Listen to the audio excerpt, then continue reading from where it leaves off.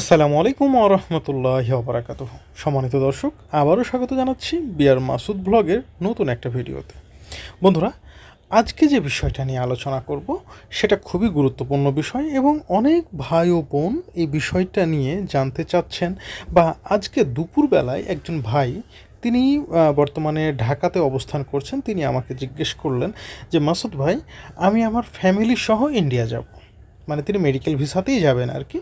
তো তিনি আমার কাছে জিজ্ঞেস করলেন বা জানতে চাইলেন, মাসুদ ভাই কিভাবে মানে আমি মানে ব্যাংক স্টেটমেন্টটা দেখাবো, অর্থাৎ আমি একটা ব্যাংক স্টেটমেন্ট দিয়েই কি এই চারজন, মানে তার ফ্যামিলিতে চারজন, সে, তার ওয়াইফ এবং তার দুটি বাচ্চা, যে আমি এক স্টেটমেন্ট দিয়ে এই চারজনের জন্য ভিসা আবেদন করতে পারবো কিনা, বা এটা করার উপায় কী।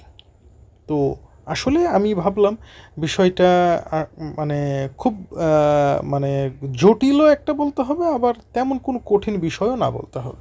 তো এটা আপনি কিভাবে করবেন, আর একটা ব্যাংক স্টেটমেন্ট দিয়ে আসলেই কি একাধিক ভিসা আবেদন করা যায় কি না, আর যদি যায় তাহলে কার ক্ষেত্রে যাবে। তো বন্ধুরা, একটা কথা মনে রাখবেন, আপনি যখন ভিসা ফাইল জমা দিচ্ছেন, যদি এমন হয় যে আপনার বয়স 18-র নিচে, আপনার নিজের নামে কোনো ব্যাংক অ্যাকাউন্ট নাই, আপনি স্টুডেন্ট, সেক্ষেত্রে কিন্তু আপনি আপনার বাবার ব্যাংক স্টেটমেন্ট দিয়েও ভিসা আবেদন করতে পারবেন। এখন আপনার বয়স 18+, আপনার ব্যাংক স্টেটমেন্ট নাই, সেক্ষেত্রেও যদি আপনার বাবার অনুমোদন থাকে, আপনি আপনার বাবার ব্যাংক স্টেটমেন্ট দিয়ে ভিসা আবেদন করতে পারবেন। এখন কথা হচ্ছে, আপনি আপনার ব্যাংক স্টেটমেন্ট দিয়ে কয়জনের জন্য ভিসা আবেদন করতে পারবেন। প্রথমত কথা হচ্ছে, যদি এমন হয় যে আপনি মেডিকেল ভিসায়, আপনার দুইটা বাচ্চা আছে, আপনার ওয়াইফ আছে, বা আপনার বাবা আছে, মা আছে, তাদেরকে সাথে নিয়ে যাচ্ছেন, তো সেক্ষেত্রে ভিসাটা তো একত্রে হবে, এটাই স্বাভাবিক। তাহলে এক্ষেত্রে কতজনের ব্যাংক স্টেটমেন্ট দেখাতে হবে। এখন যদি এরকম হয় যে আপনার যারা মানে অ্যাটেন্ডেন্ট হিসেবে যাচ্ছে, অ্যাটেন্ডেন্ট তো অবশ্যই ব্লাড কানেক্টেড, সেক্ষেত্রে যতজন অ্যাটেন্ডেন্ট সহ আপনি যাচ্ছেন, যদি 2জন বা 3জনও অ্যাটেন্ডেন্ট হয়, সাধারণত এখন আর 3জন অ্যাটেন্ডেন্ট দেয় না, 2জন সর্বোচ্চ দিচ্ছে, তো 2জন অ্যাটেন্ডেন্ট হয়, আপনি যদি একজন হন তাহলে 3জন, তাহলে এই 3জনের সমপরিমাণ টাকা কিন্তু আপনাকে ব্যাংক স্টেটমেন্টে দেখাতে হবে। সাপোজ যদি $100 করে হয়, তাহলে 3জনে $300 সমপরিমাণ টাকা দিতে হবে। যদি $150 করে হয়, তাহলে 3জনের সমপরিমাণ $450 শো করতে হবে।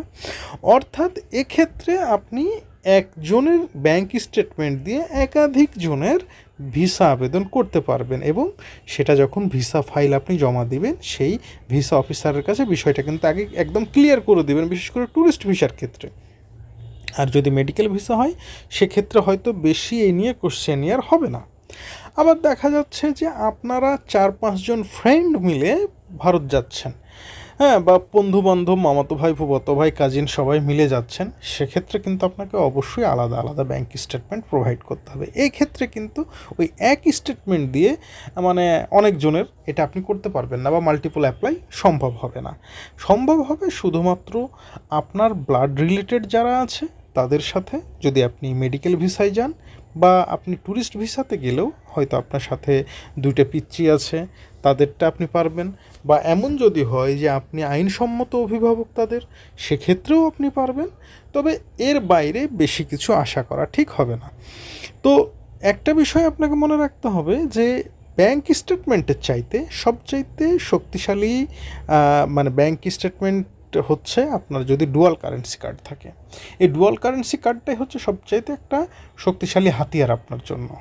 আপনি চাইলেই একটা ডুয়াল কারেন্সি কার্ড কিন্তু খুব ইজিভাবে করে নিতে পারেন। এটা আমরা কিন্তু জানিও না, অনেক ক্ষেত্রে বুঝিও না। আমরা দেখা যায় যে তাড়াহুড়া করে একটা ব্যাংক অ্যাকাউন্ট খুলি, সেখানে হুট করে 50,000 টাকা রাখি, এই মাসখানিকের ট্রানজ্যাকশান নিয়ে একটা স্টেটমেন্ট তুলে নিয়ে যাচ্ছি। হয়তোবা অনুরোধের কারণে ভিসা অফিসার আপনার ফাইলটা জমা নিচ্ছে, কিন্তু ফলশ্রুতিতে আপনার ভিসা হচ্ছে না। তো বন্ধুরা, এই বিষয়গুলো আসলে আমাদের খেয়াল রাখা দরকার। ভিডিওটা আমি বেশ বড় করতে চাচ্ছি না, ছোটোতেই আমি শেষ করছি। তো যদি এরপরেও আপনাদের কোনো কোশ্চেন থাকে, আপনারা অবশ্যই আমাকে প্রশ্ন করবেন। সকলকে ধন্যবাদ। আসসালামু আলাইকুম।